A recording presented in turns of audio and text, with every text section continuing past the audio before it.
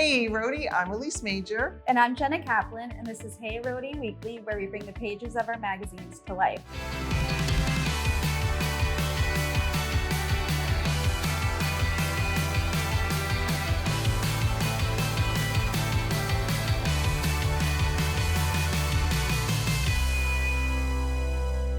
This week, we're all about hunting in the Ocean State. Jenna and I attend a floral workshop. And what lies behind a red door in Providence. All this and more coming up.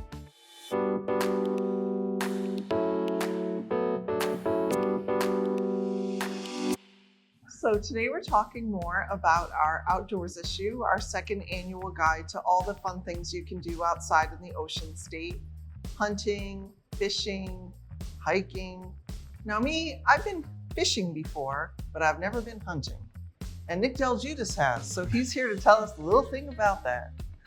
Yeah, I started hunting about 2 or 3 years ago.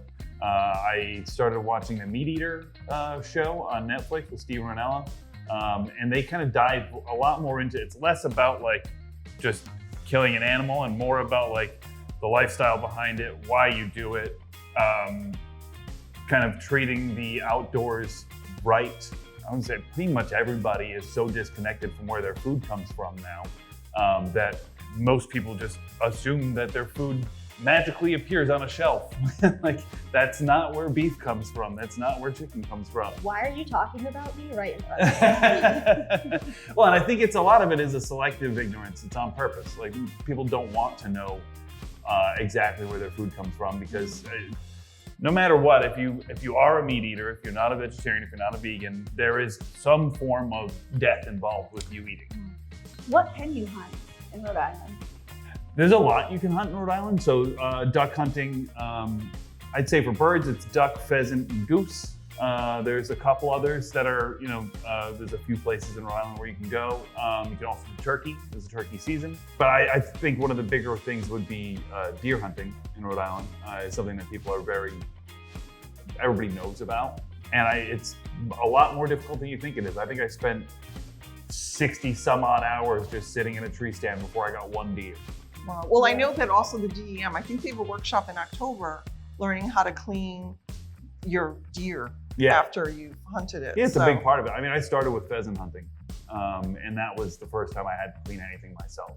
And it's a process, and it's a lot to learn, but it also helps you get into cooking and really knowing what you're doing with processing your game and cooking it yourself. And, it's not for everybody, and I understand that. I don't expect everybody to get into it, but if you are interested in it, there's a lot of ways which you can find on the DEM's website or in the outdoors issue of ways to get involved, ways to learn, clinics that get put on.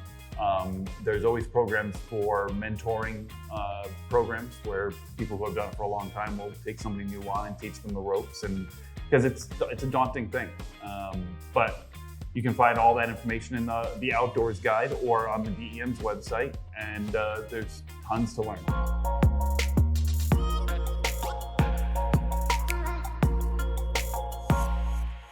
I'm a longtime fan of Ellie's since their first location on Washington Street, then they moved to Westminster, and Jenna and I recently went to a floral workshop.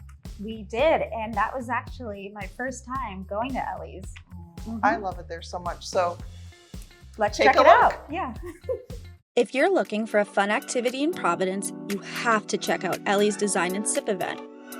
The one we attended was with Moonrose Farm, where we created beautiful, everlasting floral arrangements using dried flowers that were hand-picked right from the farm. Picking out flowers was so much fun with so many choices. Ellie's cozy vibes made it the perfect setting. The food and drinks, totally on point. Yummy flatbreads, refreshing beverages, and of course, wine. Moonrose Farm was amazing, walking us through each step and always being there to help when things got a little confusing.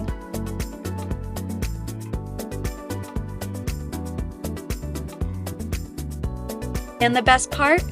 These beauties last forever, no watering required.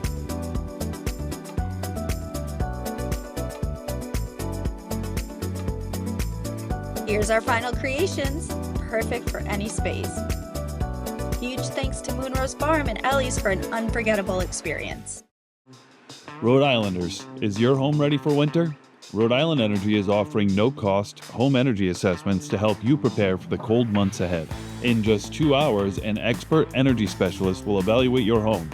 In addition to personalized energy efficiency recommendations, you may receive no-cost energy-saving devices like thermostats, up to 100% off approved insulation upgrades, no-cost air sealing to eliminate drafts, big rebates on high-efficiency heating equipment, or 0% financing options for improvements. Start saving energy and money before winter comes. Call 1-888-633-7947 to schedule your no-cost home energy assessment.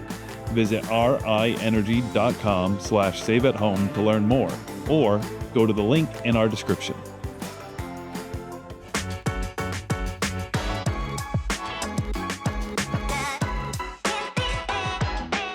So if you're walking on Peck Street and you see a red door, you're gonna wanna go behind it, because what did we write about this month in the food and drink? Why, we wrote an experience piece about going to the Red Door, The red door, which used to be the Red Fez to you old timers out there. isn't that what the little hat is? That's what the little hat is. I love that. Awesome. And you know what a fez is. Anyway, I digress. So the Red Door, it is definitely a bar that has like a speakeasy kind of vibe.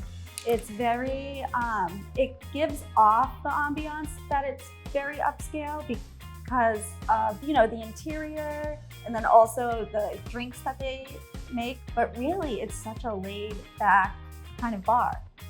So do you feel like you have to be all kind of like swanky dressed or not really? Because Not it's all kind of like 100%. velvety and stuff, Yeah, isn't it? it's like, if you can, you should, just to kind of like, you know, For an Instagrammable moment. for the vibes.